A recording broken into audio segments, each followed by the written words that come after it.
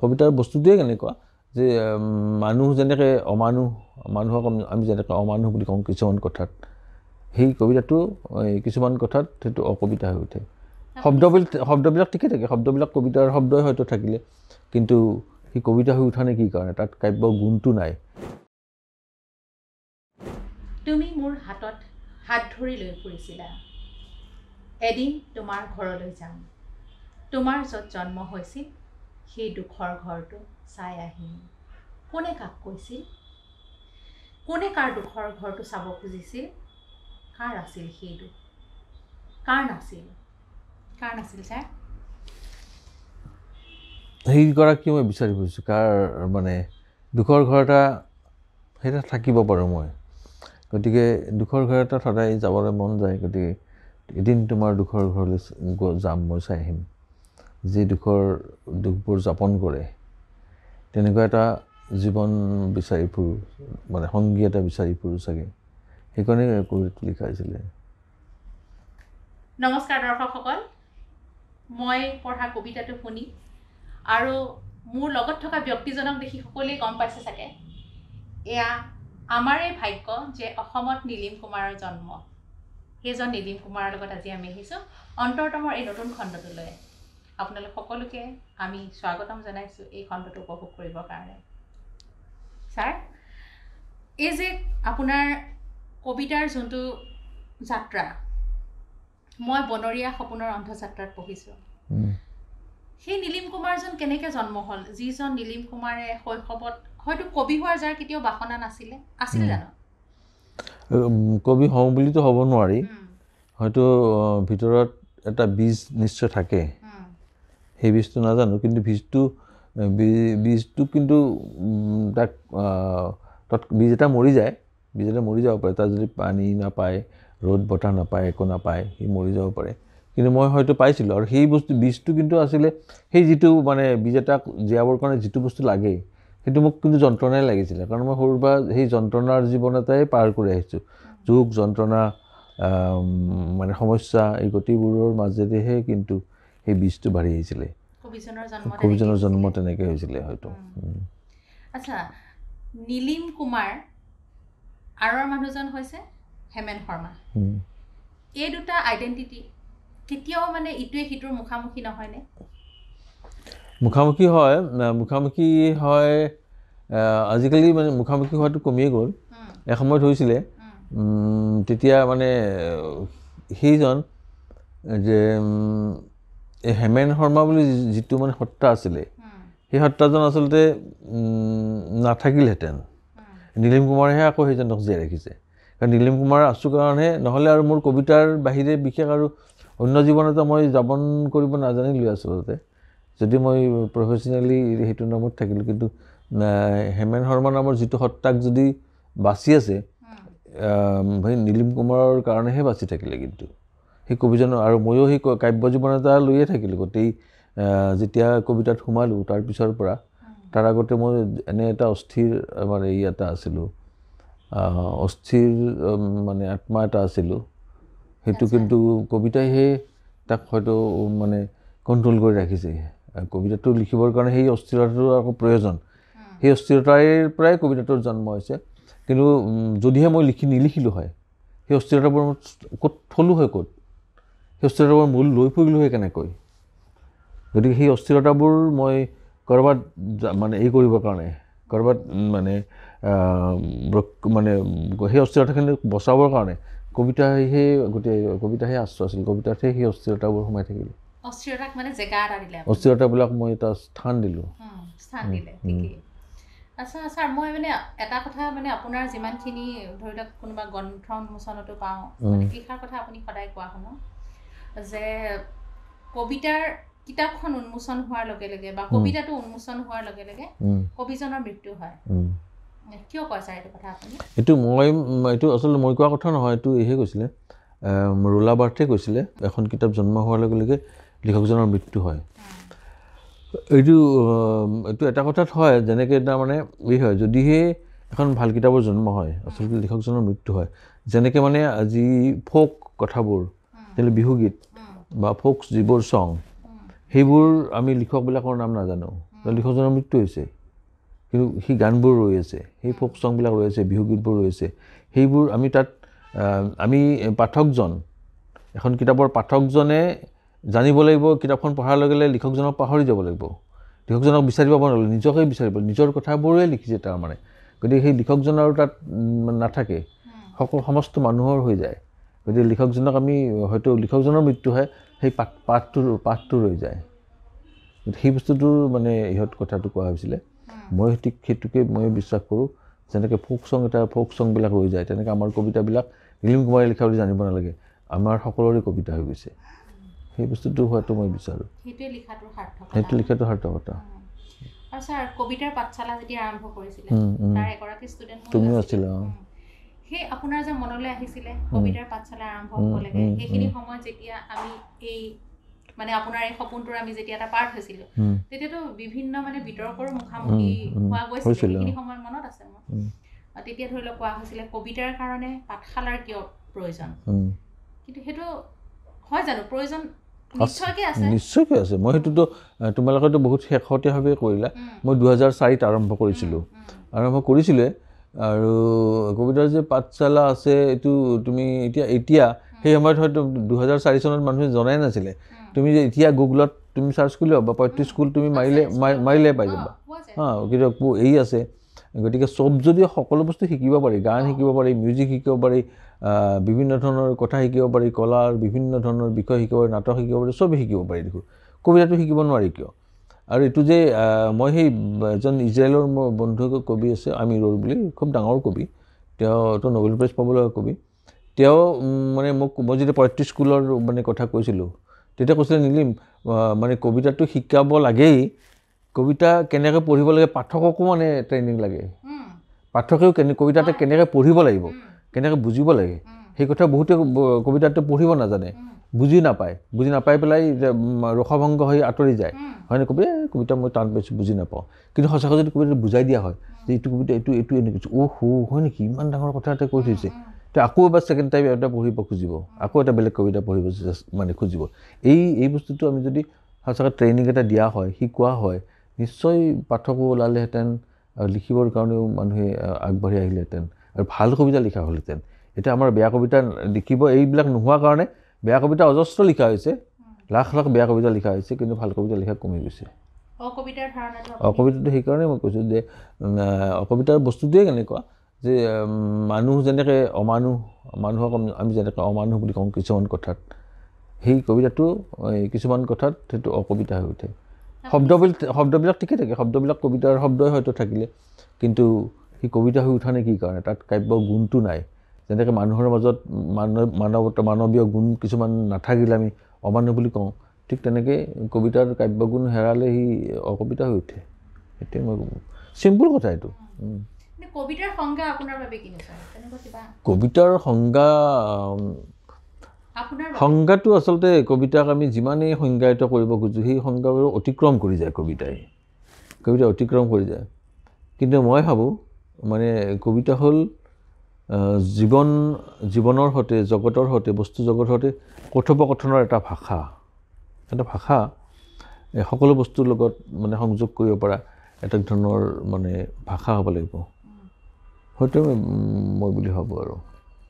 জীৱনৰ সৈতে, জগতৰ সৈতে, জীৱন জগত, বস্তু জগতৰ সৈতে, মানুহৰ মানে নিজৰ জগতৰ সৈতে এটা মানে কথোপকথনৰ ভাষা। তেতিয়া যে মানে দেখা যায়, এতিয়া আমি যদি চাওঁ, ধৰি লওক কিছুমান কবিয়ে এই বাস্তৱ পৃথিৱীখনক আওকাণ কৰি ধৰি লওক সমাজত কি চলি আছে, গোটেই তেওঁৰ আশে পাশে কি চলি আছে, সেই কথাবিলাক যে আওকাণ কৰি এখন যে মানে সসৃষ্ট পৃথিৱীত থাকে, সেইটো কি বুলি ক'ব? সেইটোৱেতো এতিয়া আমি যদি কবিতাত যদি আমি বাস্তৱতাক যদি আমি নিলিখোঁ, সেইবোৰ কৃত্ৰিম হ'বগৈ। মই যদি ৰাতিপুৱা শুই উঠিয়েই যদি মই লিখোঁ, হয়তো যে মই শুই উঠি বিচনাৰ পৰা নামিয়েই দেখিলোঁ বাহিৰত শেৱালি ফুল নিয়ৰে তিতি আছে, এজাক ধুনীয়া এই কিবা কিবি উৰি আছে, এইটো স্বয়ং মিছা কথা এটা এগৰাকী নাৰীয়ে যদি লিখে। কাৰণ তেওঁ বিচনাৰ পৰা শুই উঠিয়ে দেখিব কি? পাকঘৰৰ কুকাৰটো, বাচন বৰ্তন লিখিব লাগে, সেই বস্তুটো লিখিব লাগে যে মই শুই উঠিয়ে দেখিলোঁ মোৰ বাচন বৰ্তনবোৰ বাচন বৰ্তন ৰৈ আছে, কালি ৰাতিয়ে খোৱা বাচন বৰ্তন ধুব আছে, বা মই এতিয়া ছোৱালীজনী টিফিন লাগিব, টিফিনত দিবৰ কাৰণে মই কি দিম এতিয়া, মোৰ হাতত একোৱেই নাই দেখোঁ, মোৰ আঙুলিকেইটা মই সিজাই দিম নেকি? আধুনিক সেইটো আহিব লাগিব, এগৰাকী কবি কিন্তু সেইটো আহিব লাগিব। কুকাৰটোত মই কি বহাম এতিয়া, মই একো দেখোঁ নায়েই দেখোঁ, এই কুকাৰটোৱে মোক চাই আছে যে মোক কেতিয়া মানুহগৰাকী আহি পেলাই মোক কেতিয়া মোৰ কুকাৰৰ তলত ষ্ট'ভটো জ্বলাব, কুকাৰটোৰ সেই বস্তুটো আমি লিখিব লাগিব। মই যদি লিখোঁ এতিয়া শেৱালিয়ে মোক শেৱালি শুই উঠিয়ে মই শেৱালি দেখিছোঁ, মিছা কথা এটা। সেই বস্তুটো এটা ভীষণ কৃত্ৰিম কথা। সঁচা কথাটো লিখিবলৈ এইটো, আৰু লিখিবৰ কাৰণে সেই কথোপকথনটো, মই কৈছোঁ সেই কথোপকথনটো যে কুকাৰৰ সৈতে তোমাৰ কথোপকথন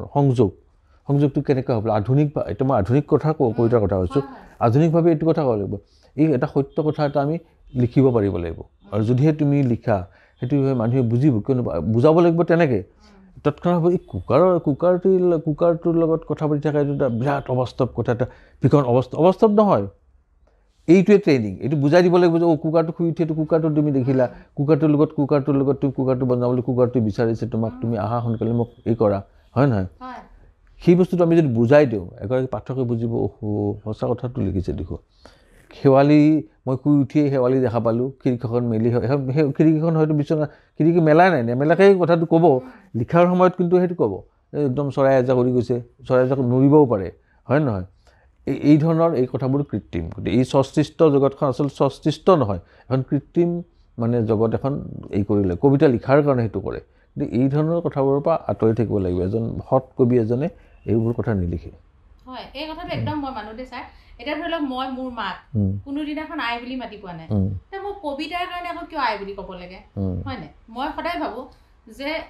যিটো মোৰ ভাষা, সেই ভাষাটো কবিতাৰ ভাষা কিয় হ'ব নোৱাৰে? নিশ্চয় পাৰে।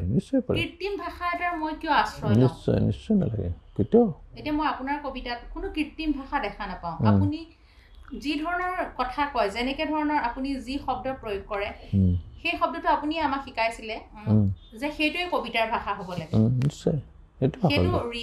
ৰিয়েলিটি, তাৰ পৰা আঁতৰিব নালাগে। আৰু আমি যদি আৰু এইখন যিখন সমাজত আমি বাস কৰি আছোঁ, এই জগতখন, আৰু সময়ৰ সাক্ষ্যটো থাকিব লাগিব, এতিয়া আমাৰ এইখন জগতত আমি ৰাজনৈতিকভাৱে কি অৱস্থা, অৰ্থনৈতিকভাৱে আমাৰ কি অৱস্থা, সামাজিক কি জীৱন আমি অতিবাহিত কৰিছোঁ, এই কথাবোৰ যদি আমি নিলিখোঁ, তেতিয়াহ'লে আমি ইতিহাসত এই কথাবোৰ নাথাকিব নহয়। ইতিহাসৰ এটা সেই সময়ৰ কবিতা, আজিৰ পৰা 60 চনৰ কবিতা কেনেকুৱা আছিলে, সেই কথাবোৰত আমি যদি তাত দেখোঁ যে ইয়াত কোনো ধৰণৰ ইয়াত দেখোঁ বিপ্লৱ নাই, নাই, ইমান শান্তিপূৰ্ণ এখন জেগা আছিলনে? আমি যদি সকলোৱে যদি প্ৰকৃতিকে কথাই লিখি থাকোঁ, আমি কেৱল এই চৰাই উৰা, আকাশখন নীলা আকাশ এইখনেই চবেই যদি এইধৰণে লিখি থাকোঁ, তাৰ দেখিব যে 60 চনত কোনো ধৰণৰ যুদ্ধ বিগ্ৰহ নাই, চব শান্তিপূৰ্ণ এখন দেশ আছিলে। গতিকে ভাৰতবৰ্ষখনত কোনো ধৰ্মীয় কোনো নাই, আমি এতিয়া লিখিব লাগিব যদি ধৰ্মৰ সংকট হৈছে, মানুহৰ সংকট হৈছে, মানৱতাৰ সংকট হৈছে, এই কথাবোৰ যদি আমাৰ কবিতাত যদি নাথাকে, সেই সাক্ষ্যটো যদি নাথাকে, আমি এটা ভীষণ এই কথা হ'ব, আমি ইতিহাস আমি ভুলভাৱে পৰিচালিত কৰা হ'ব। সাহিত্যত তাৰ ইতিহাসত তাৰ সাক্ষ্য থাকিব লাগিব। আমি সাহিত্যত সেই সময়ক আমি ধৰি ৰাখিব পাৰিব লাগিব। যদি সেই নোৱাৰোঁ, তেতিয়াহ'লে এইটো ভীষণ সেইটো এক ধৰণৰ কৃত্ৰিমতাৰ কথা। মই যিটো জীৱন ওলাই গৈছোঁ, মই যদি ৰাস্তাত ওলাই লগে যে আমি যে সন্ত্ৰাসত থাকোঁ, মই ঘৰৰ পৰা ওলোৱাৰ পিছত যে সন্ত্ৰাস, মোৰ পুলিচৰ সন্ত্ৰাস, কিবাৰ সন্ত্ৰাস, গতিকে সেই কথাবোৰ যদি মোৰ কবিতাত নাহে, মই যদি ৰাস্তাৰ পৰা ওলাই দেখা পাওঁ, যদি মই একদম পাহাৰখনে দেখা পাওঁ, ওলাই যদি মই কিবা ধুনীয়া নদী দেখা পাওঁ, সাগৰ দেখা পাওঁ, সেইটো মিছা কথা, কল্পলক। সেইটো আমাৰ কবিতা, প্ৰত্যেকৰে কবিতা যদি তেনেকুৱাই হয়, কোনোবাই যদি সেই ধৰণৰ কথাই লিখিবলৈ শিকায়, কেৱল প্ৰকৃতিৰ কথাই তোমালোকে লিখিবা, এইবিলাক কথা বহুতে তেনেকুৱা কথা ক'ব খোজে যে কবিতাত প্ৰকৃতিৰ কথাই থাকিব লাগে। বহুতে তেনেকুৱাই ভাবে, নদী, চৰাই চিৰিকটি, জোনাক, তৰা, আকাশ, বতাহ, এই কহুৱা, এই ধৰণৰ কথাই থাকিব, শাৰদীয়, এই শিমলু ফুল, এই কি কয় এইবিলাক ফুল যে থাকে, এইবিলাকে কৃষ্ণচূড়া নাথাকিলে যেন কবিতাই নহ'ব। এইহৰ সময়ত, ফাগুনৰ সময়ত সেইবিলাক কথা নিলিখিলেই নহ'ব, ফাগুনৰ ধূলি উৰিবই লাগিব, হয় নহয়? এইবোৰ কথা আৰু হৈ গৈছে, চৰ্বিত চৰ্বণ হৈ গৈছে। অজস্ৰ হেজাৰ বছৰ হেজাৰ কবিয়ে লিখি সেই কৃষ্ণচূড়াৰ মানে কৃষ্ণচূড়াৰ সৌন্দৰ্য নোহোৱা কৰি পেলাইছে গম পাইছেনে এটা বস্তু পিন্ধতে যেনেকৈ নোহোৱা হৈ যায় কৃষ্ণচূড়াৰ কথা লিখোতে কৃষ্ণচূড়াৰ মানে সৌন্দৰ্য নোহোৱা হৈ গৈছে আমাৰ নতুন নহ'ব আমি কৃষ্ণচূড়াই আমাক টাচ নকৰা হৈ গৈছে হয় নহয় টাচ নকৰা হৈ গৈছে সেই বস্তুটো এটা শব্দ মানে খুব বেছি বহু চৰ্চিতৰ ফলত এই হৈ যায়তো মৰ্যাদা হেৰুৱাই সেইটো হৈ গৈছে গতিকে আমি সঁচা কথাৰ পৰা আঁতৰিব নোৱাৰোঁ কবিতাত যদি কোনোবাই মিছা কথা লিখিছে সি কেতিয়াও তিষ্ঠি থাকিব নোৱাৰে কবিতাত কৃত্ৰিমতাৰ একেবাৰে স্থান নাই কিন্তু এতিয়া মানে কোৱা হয় যে গেটেৰ ৰচনাত নৱজাগৰণৰ কথা একো উল্লেখ নাছিলে আচ্ছা সেই কথাটোৰ ওপৰত ভিত্তি কৰি পেলাই যদি আমাৰ কবিসকলেও ভাবি থাকে যে তেনেকুৱা নাছিলে গতিকে কবিতাৰ ইতিহাস নহয় কিন্তু সেই সমাজ জীৱনক বাদ দি পেলাইতো কোনো ব্যক্তি জীয়াই থাকিব নোৱাৰে সেই সমাজখনক বাদ দি পেলাই যদি এজন ব্যক্তি জীয়াই নাথাকে তেতিয়াহ'লে ইয়াৰটো কি তাৰমানে তেওঁ যোনখিনি লিখি আছে সেইখিনি কি নহয় সেইবিলাক সমাজ জীৱন বাদ দি পেলাই লিখা নাই তেওঁক সমাজৰ পৰা পোৱা যিবোৰ যন্ত্ৰণা তেওঁৰ সেইবোৰ বেলেগ ধৰণে আত্মস্থ কৰিছে তেওঁ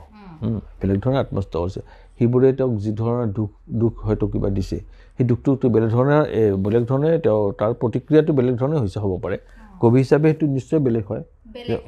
বেলেগ ধৰণে হ'ব পাৰে মই যেনেধৰণে লিখিম আন এজন নীলমণি ফুকনৰ কথা বেলেগ ফৰ্ম বেলেগ অজিত বৰুৱাৰ ফৰ্ম বেলেগ কিন্তু তেওঁলোকে সমাজ বিচ্ছিন্ন হোৱা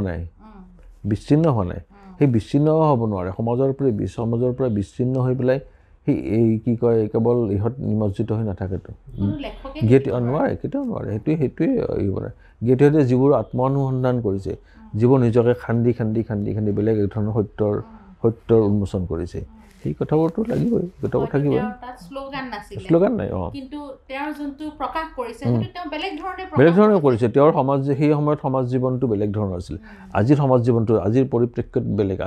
আজিতো যদি মই সেই ধৰণৰ গেটেৰ নিচিনা ষ্টাইলতে কবিতা লিখোঁ সেইটোতো নহ'ব আজিৰ সেই গেটে কোন যুগৰ সেই ধৰণৰ মই যে গেটেৰ ধৰণৰ কথাত মই যদি সেই ধৰণৰ মানে বিষয়ক লৈ পেলাই যদি মোৰ চিন্তা চৰ্চা থাকে সেইটো মই কৃত্ৰিম হৈ যাবগৈ সেইটো কেৱল কলাৰ কাৰণে কলা হৈ যাব আৰ্ট ফৰ আৰ্টচেকটো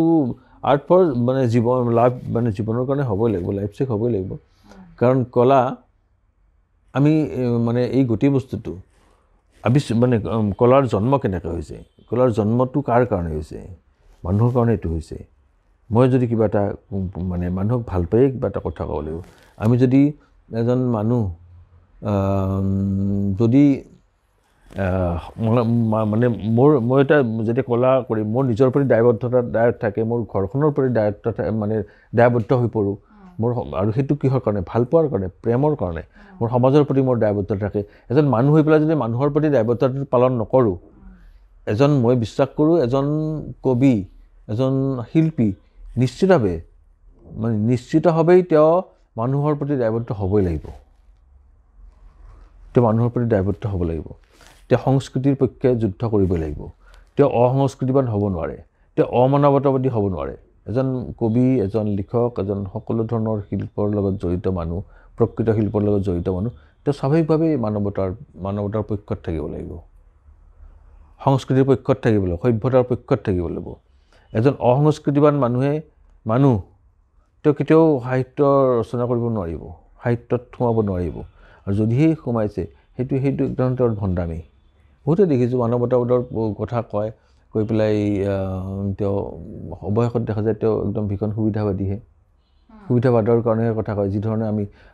এইবোৰ কথা কয় খুব ভীষণ মানৱতাবাদৰ কথা কয় আমাৰ মন্ত্ৰী এম এল এবিলাকত দেখা পাওঁ ভীষণ মানৱতাবাদ তেওঁলোকৰ সমান মানৱতাবাদ নায়েই এনেকুৱা ধৰণৰ কথা কয় কিন্তু ব্যক্তিগত মানে অৱশেষত দেখা যায় তেওঁলোক ভীষণ দুৰ্নীতিপৰায়ণ মানে তেওঁলোকৰ মানে চৰিত্ৰ আমি দেখা পাওঁ সেই তেনেকুৱা কথাটো মই কৈছোঁৱেই সেই জন্তুটোৰ নামটি তাত মই কৈছোঁৱেই কথাটো তেনেকুৱা কথা কেনেকুৱা আছিল ছাৰ মানে যেতিয়া জন্তুটোৰ নাম সেই জন্তুটোৰ নাম কি দি দিলে লগে তীব্ৰ গতিত ভাইৰেল তাৰপিছৰখিনি মই তীব্ৰ মানে সন্মুখীন হৈছোঁ বাৰু বিভিন্ন ভাবুকিৰ সন্মুখীন হৈছোঁ তাৰপিছত প্ৰলোভনৰো সন্মুখীন হৈছোঁ সেইবাৰো মই নকওঁ বাৰু গতিকে সেইবোৰ ক'ব নোৱাৰি গতিকে সেইবোৰ হৈ থাকিব আৰু মই যদিহে মই ভাবুকিত মানে এই কৰিলোঁ হয় চাৰেণ্ডাৰ কৰিলোঁ হয় যদি মই প্ৰলোভনত চাৰেণ্ডাৰ কৰিলোঁ হয়, এনে সাংঘাতিক প্ৰলোভন ধৰা মই পাইছোঁ, তাত মই যদি বিক্ৰী মানে এই কৰিলোঁ হয়, চাৰেণ্ডাৰ কৰিলোঁ, তাত মানে মই নীলিম কুমাৰক বিক্ৰী কৰা হ'লহেঁতেন। মই নীলিম কুমাৰক বিক্ৰী কৰিলেতো আৰু জীয়াই থকাৰ কোনো কথা নাই, কোনে বিক্ৰী কৰিব? মোকতো কোনেও বিক্ৰী কৰিব পৰা নাই। মই নীলিম কুমাৰক বিক্ৰী কেতিয়াও নাযায়। আৰু যদিহে মই তেনেকুৱাবিলাকত হ'ল হয়, নীলিম কুমাৰ জীয়াই নাথাকিলেহেঁতেন, নীলিম কুমাৰৰ মৃত্যু হ'লহেঁতেন, বেলেগ এটা হেমেন শৰ্মা হয়তো ওলালেহেঁতেন তেতিয়া, হয় নহয়? বহুতে কয় যে নীলিম কুমাৰে বিতৰ্ক ভাল পায়, সঁচাই ভাল পায়নে? বিতৰ্ক কৰোঁ বুলি কোনেও কৰিব নোৱাৰে। বিতৰ্ক কিয় ভাল পাব? কোন মানুহে বিতৰ্ক ভাল পায়? এইটো এটা অসম্ভৱ মানে এটা কথা এটা, যিসকলে বিতৰ্ক হয় কি কাৰণে? এটা তুমি ভীষণ সত্য কথা এটা তুমি যেতিয়া সঁচাকৈ সত্য কথা এটা ক'বা, সেই সত্যটো মানুহে যেতিয়া স্বীকাৰ কৰিব পৰা অৱস্থাত নাথাকে, তেতিয়া বিতৰ্কটো হয়। যে মোৰ সেই উপন্যাসখনো মোৰ বিতৰ্ক হোৱা নাই, কিন্তু বহুতে মোক সেই তাৰে কথাবোৰ ভাল পোৱা নাছিলে। তাৰ লিখা কৈছে ইমান মানে উন্মুক্তভাৱে লিখিব নালাগিছিলে, এতিয়া কথাবোৰ উন্মুক্তভাৱে লিখিব নালাগিছিলে। কিয় লিখিব নালাগিছিলে? তোমালোকে মোৰ লগত যিবোৰ ঘটনা কৰিছা, যিবোৰ মানে হৈছে মোৰ লগত ব্যৱহাৰ কৰিছা, সেই কথাবোৰ মই লিখি দিছোঁ। আৰু মই যদি নিজৰ কথা মই নিজে, মোৰ ঘৰখন বিৰাট ভাল, মই যদি এখন আত্মজীৱনত মই যদি নিজৰ গুণগানে গাওঁ, নিজৰ ঘৰখনৰ গুণগান গাওঁ, এইটোতো হ'ব নালাগে, এইটোতো হ'ব নাপায়, হয় না? আত্মজীৱনী যিটো লিখিছোঁ, মোৰ কবিতাওতো আত্মজীৱনিক কবিতাওতো আত্মজীৱনিক। কবিতাত যদি মই মানে কোনোদিনে বেয়া কাম কৰাই নাই, কবিতাটো মানে নিজকে মানে নিজৰ স্বীকাৰোক্তিমূলক হ'ব লাগে। স্বীকাৰোক্তিমূলক মানে এইটো এক ধৰণৰ প্ৰায়চিত্তও হ'ব। স্বীকাৰোক্তি যেতিয়া কৰা যায় প্ৰায়চিত্তও হয়। মই মানুহক কৈছোঁ যে মই এনেকুৱা ভুল কাম কৰিছিলোঁ, এনেকুৱা বেয়া কাম কৰিছোঁ, আপোনালোকে কি কয়? সেইটো যদি বিতৰ্ক হয়, বিতৰ্ক কিয় হ'ব লাগে? কৈছে এইটো এনেকুৱা কৰিছে, ইয়াক মানে আমি কৰা ভাল। স্বীকাৰ কৰিছে, মই সত্যটো উদঙাই দিছোঁ। এইটো মোৰ জীৱনত ঘটিছে, মানে অজস্ৰ লাখ মানুহৰ জীৱনতে ঘটা কথা, লাখ মানুহৰ জীৱনতে, পৃথিৱীৰ লাখ মানুহৰ জীৱনতে ঘটা ঘটনা এটা, হয় নহয়? গতিকে সেই বস্তুটো, সেইটো এটা মই মানৱীয় কথা এটা কৈছোঁ যে মই হৈছে মই এনেকুৱা হৈছে। গতিকে এইটো মানৱীয় এটা ঘটনা, এনেকুৱা ঘটনা সংঘটিত হ'ব পাৰে। তোমালোকে কি কোৱা? আমাৰ ইয়াত অসমত মানে বহুত ধৰণৰ সাহিত্যৰ মানে বিভিন্ন পৰীক্ষা নিৰীক্ষাৰ পৰা আদি কৰি বিভিন্ন ধৰণৰ পৰা মানে বহুত পিছ পৰি আছে চিন্তা ভাৱনাত, পিছ পৰি আছে। বহুত ধৰণৰ পৰীক্ষা নিৰীক্ষাটো বস্তুটো বুজিয়ে নাপায়। গতিকে চিন্তাৰ ক্ষেত্ৰত বহু ধৰণৰ মানে পিছপৰা বুলি ক'ব লাগিব, তাৰ উপায় নাই বাহিৰ কৰিবলৈ। যেনে ৱাল্ট হুইটমেন এইবিলাক পঢ়া নাই। ৱাল্ট হুইটমেনত কিমান ধৰণৰ কথা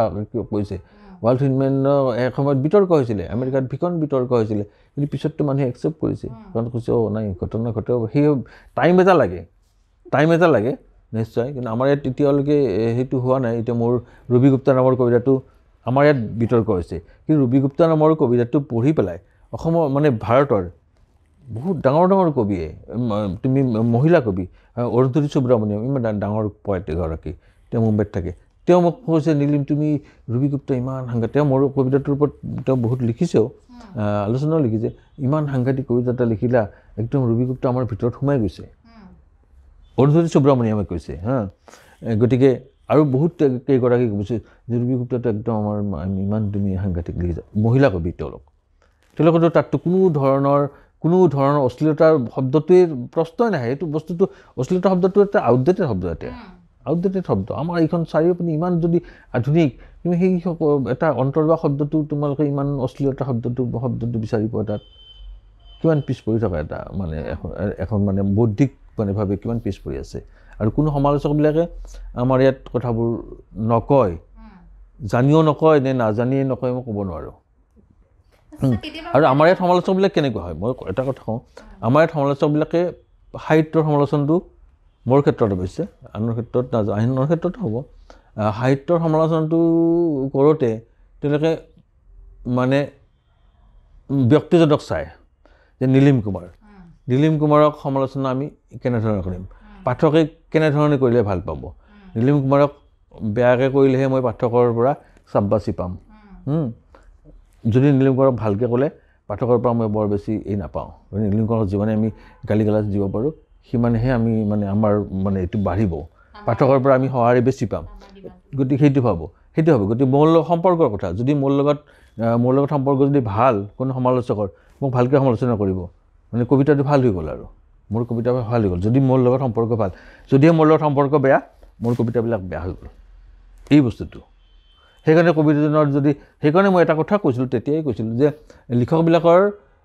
কোনে লিখিব কেৱল কোনো লিখকৰ নাম থাকিব নালাগে কবিসকলৰ নাম থাকিব নালাগে হা মই নামটো বৰ্জন কৰাৰ কথা এটা এসময়ত প্ৰস্তাৱ দিছিলোঁ এই কথাৰ কাৰণে যে কোন ভাল কবিতা ভাল প্ৰকৃত কবিতাটো ওলাই পৰিব ভাল কবিতাটো কোনে লিখিছে নামটো নালাগে হয় না নামটো কিয় লাগে আমাক নামটো আমাৰ নিজৰ পৰিস্থিতিৰ কাৰণে আমাৰ নিজৰ পৰিস্থিতি আমাক কিয় লাগে আমি নিজৰ পৰিস্থিতিটো আমি আঁতৰাই ৰাখিব পাৰোঁ যদি আমি সঁচাকৈ সাহিত্যৰ প্ৰতি সেইখিনি আমি কিয় ত্যাগ কৰিব নোৱাৰোঁ নিজৰ পৰিস্থিতিটো কোনো নাজানে জনোৱা নাই মানে এই নহয় সেইটো হয়তো প্ৰেক্টিকেল নহয় গতিকে এক্সপেৰিমেণ্ট এটা আমাৰ ইয়াত কিয় কৰি চাব মইতো সেইটো আগতে ক'তো কোৱা নাই চাগে এইটো মইতো মানে এক্সপেৰিমেণ্ট এটা কৰি চাব দিছিলোঁ আমি কৰি চাওঁচোন তেতিয়া ওলাব নহয় কোনটো ভাল কবিতা যিটো কবিতা মোক তোমালোকে বেয়া বুলি কৈছে সেইটো কিজানি তোমালোকে ভাল বুলিয়ে ক'বা যিটো কবিতা বিতৰ্ক হৈছে সেইটো কবিতা বিতৰ্ক নহ'ব কিছুমানে মই লিখাৰ কাৰণে হয়তো বিতৰ্ক হৈ গৈছে কেতিয়াবা ভাব হয়নে ছাৰ মই কিন্তু কেতিয়াবা ভাবোঁ যে নীলিম কুমাৰ মানে ভুল ঠাইত জন্ম হ'ল মইতো কৈছোৱে ভুল ঠাইত ভুল সময়ত ভুল ভাবে তিনিটা শব্দ হৈছে ভুল ঠাইত ভুল সময়ত ভুল ভাবে মোৰ জন্ম হৈছে এইটো একেবাৰে সঁচা কথা মই সেই কোন কাহানী বাই মই সেইটো উপলব্ধি কৰিছোঁ আৰু এতিয়াও উপলব্ধি কৰোঁ মানে এইটো কথা আৰু ছাৰ আৰু অকণমান মানে আগলৈ যাওঁ দেই আগলৈ মানে আগুৱাই যাওঁ প্ৰেম আপোনাৰ কাৰণে আপুনি মানে বনৰীয়া সপোনৰ অন্ধযাত্ৰাত লিখিছিলে যে এটা ঘটনা ইনচিডেণ্টটো মোৰ মনত আছে কোনো এগৰাকী ঢুকাই গৈছিলে যাক মানে সৰু ছোৱালী এজনী আছিলে আপুনি তেতিয়া একদম সৰু আছিলে সেই ঘটনাটো আপুনি কেনেকৈ মানে পিছলৈকে আপুনি সেই ঘটনাটো কঢ়িয়াই লৈ ফুৰিছিলে নেকি সেই বস্তুটো হৈছিলে প্ৰেমটো মানে কেনেকুৱা ধৰণৰ হয় ভাল পোৱাটো এটা অদ্ভুত ধৰণৰ মানে এটা অনুভূতি আৰু প্ৰত্যেক ক্ষেত্ৰত হয়তো বেলেগ হ'বও পাৰে মই যেতিয়া সেই সৰুতে মইতো কিমান সৰু আৰু 7 বছৰমান বয়সতে তেতিয়া মোৰ ভনীজনী যেতিয়া ঢুকাইছিলে তেতিয়া মানে যেতিয়া মোৰ ককাই মানে ডেড বডিটো লৈ গৈছোঁ ককাই ডেড বডি লৈছোঁ মই কোৰখন লৈ গৈছিলোঁ বাৰী পিনে পুতিব মানে এইটো কৰি ডেড বডিটো পুতিব লাগিল গতিকে ককাই তেতিয়া কৈছিলে মই ককাই তেতিয়া যেতিয়া মানে মাটি সেই টুকুৰাত য'ত পুতিব সেইখিনি পালে তেতিয়া কৈছে কোৰখন দে তেওঁ গাঁতটো খান্দিব বেবীটো তই ল মোক তেতিয়া ল'ব দিছে বাচ্ছাটো মৰা বাচ্ছাটো মই লৈছোঁ আৰু ককাই মানে খান্দিছে গাঁতটো খান্দিছে সেই যে বেবীটো মই যদি এনেকৈ লৈছিলোঁ লওঁতে মোৰ এটা অদ্ভুত মানে বেবীটো চাইছোঁ অদ্ভুত মানে এটা ফিলিংছ হৈছে যে বেবীটো যেন মোৰ ভিতৰত সোমাই গ'ল এই যিটো ফিলিংছ সোমাই যোৱা এটা ফিলিংছ হ'ল সেই ফিলিংছটো হোৱাৰ পিছত মোৰ বস্তুটো ফিলিংছটো ভিতৰত থাকি গ'ল কিবা মানে ভিতৰত যেন বেবীটো থাকি গ'ল মই লাহে লাহে ডাঙৰ হৈছোঁ বেবীটো ভিতৰত ডাঙৰ হৈছে মই কিবা খাবলৈ বেবীটো কিবা যেন খাব এনেকুৱা ধৰণৰ বেবীটো মোৰ ভিতৰত ডাঙৰ হৈ অহা ফিলিংছ এটা মোৰ থাকি গ'ল মানে এতিয়াও মই ফিল কৰোঁ যে কিবা ভিতৰত মানে সেই বেবীটোৰ মানে এটা এই ফিলিংছ কৰোঁ ফিল এটা কৰোঁৱে মানে তেতিয়া মানে বস্তুটো সেই যদি বেবীটো থাকিলেহেঁতেন মানে বেবীটো যে এই থাকিলে ইমান মানে মোৰ ভিতৰত ভাল পোৱা মৰম এটা থাকিল ইমান মৰম যদি মই তাইক থাকিল তাইক মই ডাঙৰ যদি তাই যদি মোৰ নমৰিলেহেঁতেন তাইতো মোৰ লগে লগে ডাঙৰ বাঢ়ি আহি থাকিলেহেঁতেন তাইক মৰম কৰিলোহেঁতেন এই কৰিলোহেঁতেন তাইকে চাগে মই বিয়া কৰালোহেঁতেন মানে তাইক মই এৰি নিদিলোহেঁতেন ইমান ভাল পালোহেঁতেন কাৰো লগত যাবই নিদিলোহেঁতেন ফিলিংছটো সেই যিটো সম্পৰ্কটো টাচটো এই সম্পৰ্কটো খুব লগত থাকোঁতে মৰমটো ভাল পোৱাটো এনেকৈ হৈ ঠিক তেনেকুৱাও পৰ্যন্ত হ'ব পাৰে হয় নহয় সেই বস্তুটো মই লিখিছিলোঁ বৌ পুষ্পাঞ্জলি গোস্বামী যি আপোনাৰ অৰ্ধাংগিনী তেওঁ আপোনাক কেনেকৈ মানে এটা শিশু কঢ়িয়াই ফুৰিছেনে নে মানে আতুলতুলকৈ প্ৰতিপাল কৰা যেন মোৰ এনেকুৱা ভাৱ হয় আপোনাক যেন তেওঁ আতুলতুলকৈ প্ৰতিপাল কৰি লৈ গৈ আছে সেইটো অকণমান মানে কথাটো কেনেকুৱা মই কৈছোঁৱে যে ভীষণ মানে অস্থিৰ এটা মই আছিলোঁ এইটো কথা কিন্তু হয় মই ইমান ভীষণভাৱে অস্থিৰ এতিয়াও অস্থিৰতাৰ কম শেষ হোৱা নাই যদিহে মোৰ সেই বস্তুটো আছিলে কিন্তু সৰুৰ পৰা যিটো মানে মই কোনো সংসাৰৰ ভিতৰত সোমাই থাকিব পৰা মানুহ নহয় ভীষণ মানে এইটো মোক কোনেও সংসাৰে মোক ধৰি ৰাখিব নোৱাৰে একদম মানে সেইটো সৰুৰ পৰা এইটো গ্ৰহ হ'ল এইটো ঢুকোৱাৰ পিছত চাগে মই নাই নোৱাৰোঁ আৰু কিবা ক'তো মই বন্ধন বস্তুটোৱেই নোৱাৰোঁ ভীষণ মুক্ত ভীষণ অকলশৰে থাকি ভাল পাওঁ মানে এই হৈ ভাল নাপাওঁ কাৰো লগত মানে একদম মানে এই কৰিব নোৱাৰোঁ খুব মোৰ এজন বন্ধু আছিলে বন্ধুজনে মোৰ লগত ইমান এটা টাচত থাকিব খোজে মই তাক মাৰি কেতিয়াবা মই মাৰি মোৰ হাতখন ধৰি মই তাক একদম চৰিয়াই তৰিয়াই ই কৰি দিওঁ মই ভীষণ উন্মুক্ত হৈ থাকিব ভীষণ মুক্ত হৈ থাকিব এনেকুৱা পৰ্যন্ত মানে মোৰ হয় খুব বেছি মোক যিমানে ই কৰে সিমানে মই বেছি এই ভাঙি যাব ওলাই যাব খোজোঁ গতিকে সেই ধৰণৰ আছিল মই ভাবিছিলোঁ এইকাৰণে যে মই কোনো সংসাৰৰ মাজত থাকিব পৰা বস্তু নহয় কিন্তু তেওঁক দেখি পেলাই তেওঁক মই এই কৰি ভাবিছোঁ যে যদিহে মই কাৰোবাক বিয়া কৰাব পাৰোঁ কিন্তু তেওঁকে বিয়া কৰাব পাৰিম তেওঁৰ হয়তো মোক ধৰি ৰাখিব পাৰিব পাৰে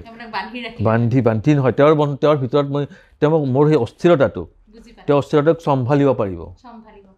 মোৰ সেই অস্থিৰতাটো চম্ভালিব পাৰিব এই বস্তুটো কিন্তু মোৰ ফিলিংছ হৈছিলে আৰু সেইকাৰণে মই এই কৈছিলোঁ প্ৰথম সেই এগৰাকী নাৰীক কৈছিলোঁ মই যে তোমাকে মই বিয়া কৰাব পাৰিম নহ'লে মোক আৰু বেলেগ বহুত মানুহে মোৰ তেনেকৈ কৈছিলে যে তুমি তাইক এৰি দিয়া মোক বিয়া কৰোৱা তেনেকুৱা কোৱা বহুত মানুহ আছিলে যে তাইক এৰি দিয়া মোক বিয়া কৰা মোক এই কৰা এনেকুৱা মানুহ আছে মই এইবিলাকতো কোনো মানে প্ৰশ্নই নাহে মানে ফিলিংছে নাহে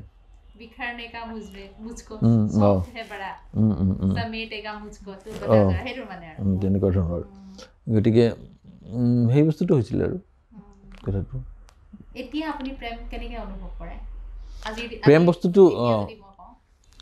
বস্তুটো এনেকুৱাই প্ৰেম বস্তুটো যদিহে প্ৰেম বস্তুটো কেনেকুৱা মই এইটো বস্তু বিশ্বাস কৰোঁ যদি প্ৰেমটো মানে এইহে কৈছিলে কি কয় নামটো অহা নাই যে আমি যদি মানে এই সময়ত যিটো প্ৰেম আমাৰ মানে ইয়াং অৱস্থাত যিটো প্ৰেম হয় সেইটো প্ৰেমটো আচলতে এই নহয় এলবেয়াৰ কেমুৱে কৈছিলে যে এই যে তাত এটা কেৰেক্টাৰ আছিলে মাৰ্থা বুলি আৰু ল'ৰাটোৰ নাম পাহৰিলোঁ মই দুয়োগৰাকী মানে ঘূৰি ফুৰে খুব তাত মানে ল'ৰাটোৱে ছোৱালীজনী মানে কয় যে তুমি মোক কোৱাচোন তুমি মোক ভাল পোৱা নে নোপোৱা তুমি মোক ভাল পাওঁ শব্দটো কেতিয়াও নোপোৱা কিয় চব কথা কোৱা ইমান আমি ফ্ৰী ইমান কিন্তু মই তোমাক ভাল পাওঁ সঁচাকৈ ভাল পাওঁ এই শব্দটো তুমি কেতিয়াও কোৱা নাই ঠিক আছে ৰ'বচোন এইটো প্ৰশ্ন থোৱাচোন বাকী চব মানে বাদ দিয়া এই অন্য কথা পাতোঁ কৈছে নাই আজি কিন্তু তুমি মই জেদ ধৰিছোঁ আজি কিন্তু তুমি ক'ব লাগিব আজি যদি নোকোৱা আমি সঁচাকৈ মই কিন্তু আঁতৰি যাম তেতিয়া কৈছে যে চোৱা আমাৰ এই বয়সত আচলতে প্ৰেম নহয় প্ৰেমটো নহয় আচলতে এই বয়সত তোমাৰ মোৰ সকলো ভাল লাগে তোমাক চাই দেখি ভাল লাগে তোমাৰ স্পৰ্শ ভাল লাগে তোমাৰ লগত কথা পাতি ভাল লাগে এভৰিথিং ভাল লাগে কিন্তু এই ভাল পোৱাটো যদিহে এই ভাল পোৱা নহ'বও পাৰে যদিহে আমি বুঢ়া হওঁতেও যদি তোমাৰ যেতিয়া হাত 70 হাতৰি পৰিব মোৰ যদি আঙুলি 70 হাতৰি পৰিব তেতিয়াও যদি ছাল 70 হাতৰি পৰিব তেতিয়াও যদি ইজনে সিজনক আমি এনেকৈ ভাল পাব পাৰিছোঁ সেইটোৱে কিন্তু প্ৰকৃত ভাল পোৱা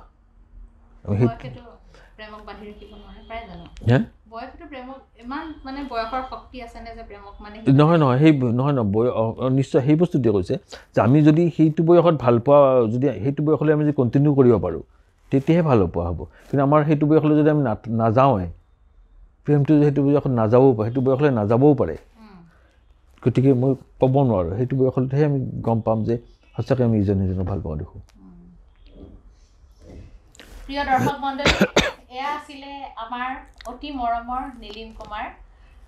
যাৰ কবিতা পঢ়িয়ে মই নিজৰ ক্ষেত্ৰতে কওঁ যাৰ কবিতা পঢ়িয়ে মই কবিতাক ভাল পাবলৈ শিকিছোঁ কবিতাৰ সৈতে জীয়াবলৈ শিকিছোঁ এনেকুৱা হয়তো বহুতজন আছে মোৰ দৰে তেওঁৰ গুণমুগ্ধ পাঠক সেই নীলিম কুমাৰ সদায় ভালে থাকক অসমৰ কাব্য জগতৰ কাৰণে ভাৰতৰ কাব্য জগতৰ কাৰণে নীলিম কুমাৰ সদায় এটা উজ্জ্বল নক্ষত্ৰ হৈ থাকক সেই কামনাৰে তেওঁলৈ আমাৰ ফালৰ পৰা অলেখ অভিনন্দন লগতে অন্তৰতমৰ ফালৰ পৰা তেওঁলৈ আমাৰ অলেখ অভিনন্দন ছাৰ সদায় ভালে থাকক আপুনি ঠিক আছে ধন্যবাদ চেষ্টা কৰিম আপোনালোকে অন্তৰতম চাই থাকিব অন্তৰতমক মৰম দিব অনুগ্ৰহ কৰি আপোনালোকে আমাৰ ফেচবুক পেজটো আৰু ইউটিউব পেজটো লাইক কৰিব ছাবস্ক্ৰাইব কৰিব আৰু অন্তৰতমক মৰমেৰে উপচাই দিব ইয়াকে কামনা কৰি আজিলৈ আপোনালোকৰ পৰা বিদায় মাগিছোঁ নমস্কাৰ